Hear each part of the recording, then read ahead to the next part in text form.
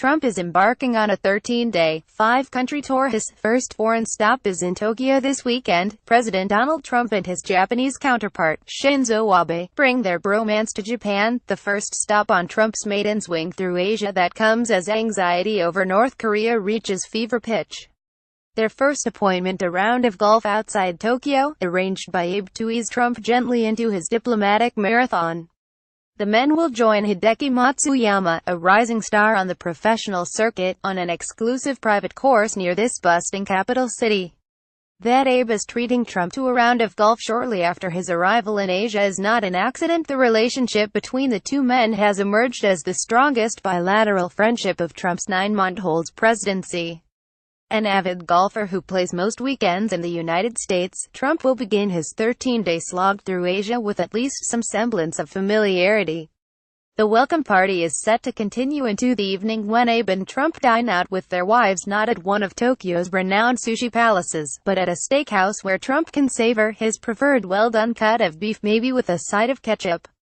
As tensions escalate over North Korea's nuclear ambitions, Trump hasn't found as willing a counterpart as Abe, with whom he confers after nearly every provocation from Pyongyang. And Abe hasn't been shy in developing Trump as a global partner, making early contact with a leader known for his unpredictability. He was the first foreign leader to visit Trump after he was elected a year ago. The bonhomie was on display earlier this autumn when the two men met for talks on the sidelines of the United Nations General Assembly in New York. "It's wonderful to have Prime Minister Shinzo Abe doing a great job for the people of Japan," Trump said. "The relationship has never been closer, I believe, with Japan and the United States, and it will continue onward that way." Ahead of the same meeting, Abe made reference to Trump as Donald, twice a notable level of informality for a protocol-bound Asian leader.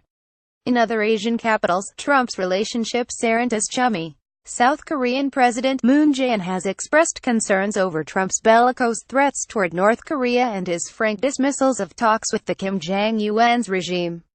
And while Chinese President Xi Jinping has proven willing to adopt a tougher line against North Korea, trade disputes and differences over security policy have complicated his relationship with Trump. That leaves Abe as Trump's closest partner in Asia, one who has meticulously worked to foster warm ties with a U.S. leader known more for his temper than his friendships. The strategy is not without risks. The Japanese public is wary of stoking a nuclear standoff with North Korea, and Trump remains generally unpopular in most countries. Those factors, however, have not prevented Abe from proceeding throttle in his mission of befriendship. After North Korea conducted a massive underground nuclear test earlier this year, the two men consulted twice by phone before Trump contacted South Korea's Moon.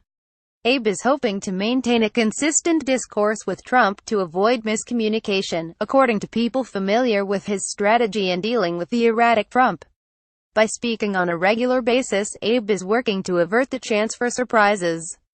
On North Korea, Trump and his team of national security aides are largely on the same page as Abe, a fellow conservative who wants to increase Japanese military power to better confront the nuclear threat.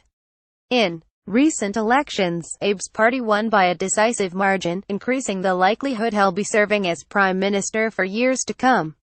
From the point of view of Abe administration, the personal chemistry that exists between the two leaders is seen as an asset. "They think that they're seeing it pay off," said Maria Solis, a co-director of the Center for East Asia Policy Studies at the Brookings Institution in Washington. "There's a big white-glove communication of phone calls that do well. You don't have these hiccups that happen in other presidential calls. I think that there's an understanding that this American president likes scandal leaders," Solis said. "And they feel that Prime Minister Abe is coming to this meeting in a very strong position because he actually faces the work and is set to become the longest ever prime minister in Japan." At the same time, however, Abe's political emboldenment comes as Trump finds himself politically hamstrung at home by the controversy over his campaign's ties to Russia. Trump has expressed worries that his weakened political standing may hurt his ability to negotiate with Asian leaders on his first trip here. And while Trump and Abe have found they agree on most areas, they don't see eye to eye on trade. One of Trump's first acts as president was to withdraw from the Trans-Pacific Partnership, the landmark trade pact negotiated by Obama. Abe, meanwhile, kept Japan a party to the accord, and has criticized Trump for his decision to renege on the deal. Those topics are likely to arise when Trump and Abe sit for formal talks on the second day of Trump's visit to Tokyo this weekend. And while they might arise on the golf course as well, Abe hopes the chirpy, verdant surroundings of the Kasuma Gaseki Country Club, which only agreed to accept women members in March, can ease whatever disagreements may arise. It's not the first time Abe has ventured out with Trump on a golf course. During his visit to Florida in February, which featured an unusual security discussion on the dining patio at Trump's Mar-a-Lago estate, the men played around at one of clubs that Trump owns in the West Palm Beach area. Trump and Abe have fostered the type of international partnership that American presidents have long sought as they confront global flashpoints. Ronald Reagan had Margaret Thatcher. Barack Obama had Angela Merkel. Though they never played golf together, Obama did enjoy a golf outing in the Hertfordshire countryside with then British Prime Minister David Cameron. And Abe is not the first Japanese Prime Minister to enjoy a round of golf with an American president. Abe's grandfather Nobusuke Kishi swang clubs with Dwight Eisenhower during a visit to Washington in 1957 in a session that one news outlet hailed a triumph of diplomacy. Whether the round this weekend results in similar proclamations remains to be seen.